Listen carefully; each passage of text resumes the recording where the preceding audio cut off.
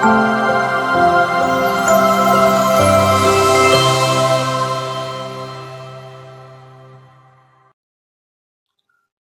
இயேசு கிறிஸ்துவுக்குள் அருமையானவர்களே, இறைவார்த்தை பகிர்வு நிகழ்விற்கு உங்கள் அனைவரையும் அன்போடு வரவேற்கிறேன். இன்றைய முதல் வாசகமாக பிலமோனுக்கு எழுதிய திருமடலிலிருந்து செய்திகள் நமக்கு கொடுக்கப்பட்டிருக்கிறது.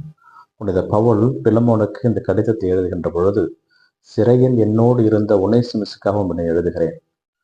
அவன் எனக்குரிய அன்பு பிள்ளை, அவனை அவனிடம் அனுப்புகிறேன். அவனை என்னை பார்ப்பது போல் அவனை பார்த்துக்கொள். இனி அவன் அடிமை அல்ல.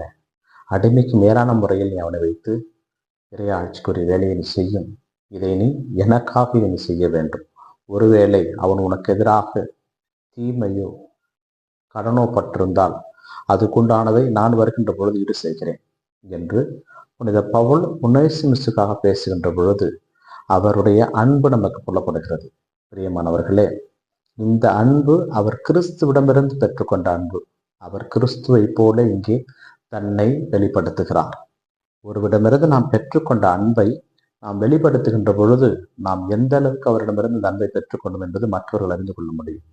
இயேசு கிறிஸ்துவிடமிருந்து அவர் பெற்றுக்கொண்ட அன்பை அப்படியே சிறிதும் குறையாமல் ஒனேசிமுசுக்காக அவர் கொடுக்கின்ற பொழுது புனித பவுல் தன்னை ஒரு உண்மையான கிறிஸ்துவுக்கு உரியவர் என்பதை இங்கே நிலைநிறுத்துகிறார். பிரியமானவர்களே, இன்றைய நற்செய்தி வாசகமும் நமக்கு சொல்லுகின்ற செய்தி என்னவென்றால், ஒரு பரிசேயர் இயேசுவிடம் வந்து இறையாட்சி எப்பொழுது வரும் என்கின்ற கேள்வியை கேட்பதாக ஆரம்பிக்கிறது. இறையாட்சி எப்பொழுது வரும் என்கின்ற கேள்வி அவர் கேட்கிறார் என்றால், ஏற்கனவே இயேசு கிறிஸ்து இறையாட்சி பற்றி சொன்ன ஓமைகளை அவர்கள் கேட்டிருக்க வேண்டும். ஏனென்றால் இறையாட்சி பற்றி இயேசு பல ஓமைகளை சொல்லியிருப்பார். இறையரசு என்பது ஒரு கடுகு விதைக்கு ஒப்பாகும். அது வளர்ந்து பெரியதாகி வானத்து பறவைகள் அதில் தங்குவதற்கான இடத்தை கொடுக்கும். உலகிலே மிக சிறிய விதை அதுதான்.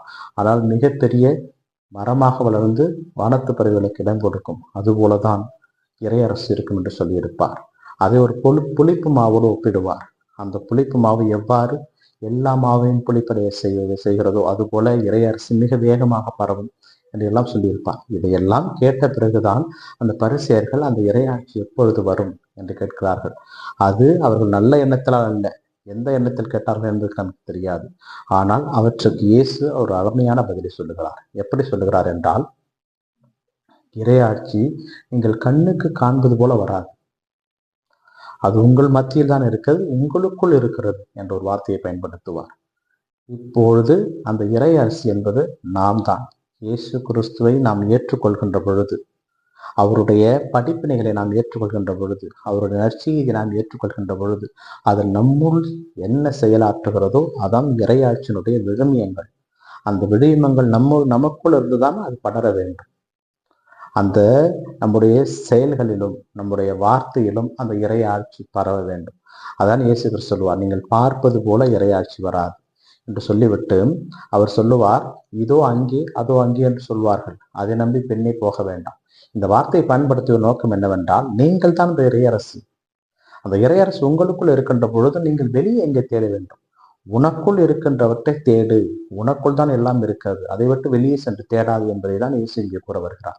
பிரியமானவர்களே, அந்த இறையரசு நான் தான் அந்த இறையரசுக்குரியவன். அந்த இறையரசு என்னிலிருந்தான் மற்றவரிடம் பரவ வேண்டும். இயேசு கிறிஸ்துவை நான் அறிந்திருக்கிறேன். அப்படி என்றால் எனக்கு தெரிந்த கிறிஸ்துவை நான் அறிவிக்க வேண்டும். அதாவது சொல்லுவார்கள், தொலைத்த இடத்தில் தான் தேட வேண்டும் என்று. இயேசு கிறிஸ்து நமக்குள் அவரை தொலைத்திருக்கிறார்.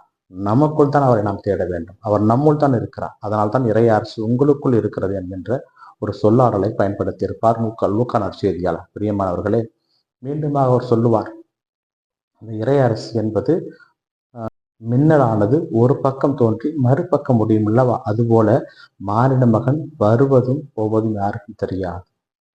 ஆனால் ஆரம்பத்திலே மானிட மகன் பலவாறு துன்பப்படவும் மக்களால் உதறி தள்ளப்பட வேண்டும் என்கின்ற வார்த்தையை பயன்படுத்துவார். பிரியமானவர்களே, இப்படி நாம் சொல்லுவதன் நோக்கத்தை ஒரு சிறு கதை மூலம் அறிந்து கொள்ள முடியும்.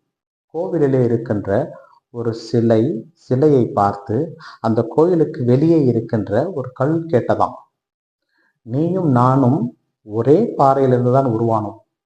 உன்னை கடவுள் என்கிறார்கள், என்னை கல் என்கிறார்கள், எப்படி என்று இந்த படிக்கட்டு அந்த சிலையிடம் கேட்டதாம்.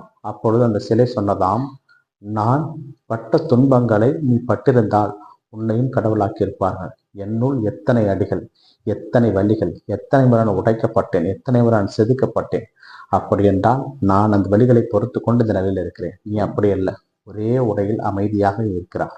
அதனால் பல பேரால் மிதிப்படுகிறாய், நான் புகழப்படுகிறேன் என்றதான்.